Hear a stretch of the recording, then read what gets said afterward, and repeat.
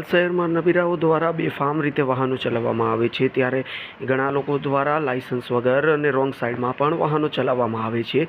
ત્યારે આ સમગ્ર ઘટનાને ધ્યાનમાં લઈને, અકસ્માતને પણ ધ્યાનમાં લઈને હર્ષ સંઘવી દ્વારા એક મોટું નિવેદન આપવામાં આવ્યું છે, જેમાં હર્ષ સંઘવીએ જણાવ્યું છે કે લાયસન્સ વિનાના ઘણા લોકોના વાહનો અમે ડિટેન કરીને જે લોકો નિયમોનું પાલન નથી કરતા તે લોકોના લાયસન્સ પણ રદ કરવામાં આવ્યા છે, જેથી કરીને હવે લાયસન્સ વિના વાહનો ચલાવવાવાળા, રોંગ સાઈડમાં વાહનો ચલાવવાવાળા તેમજ અન્ય રીતે નિયમોનું પાલન ન કરનાર લોકો માટે હર્ષ સંઘવી એક ચીમકી ભરી છે।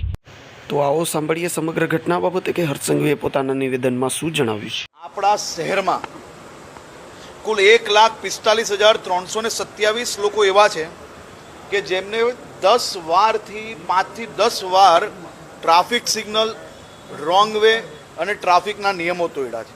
11 થી 20 વાર નિયમો તોડનાર લોકો 46,189 લોકો છે। 21 થી 50 વાર નિયમો તોડીને જેમ કે આદત જ બનાવી લીધી હોય, હું તો નિયમ નહીં જ માનું, એવા લોકો 18,257 લોકો છે। 51 થી 100 વાર નિયમ તોડનાર લોકો 4,931 લોકો છે। 101 વાર નિયમ તોડનાર લોકો 1,751 લોકો છે। આ 1,751 લોકો અને 4,931 લોકોના લાયસન્સ રદ કરવાની કાર્યવાહી કરવાની સૂચના આજે આપવામાં આવી છે।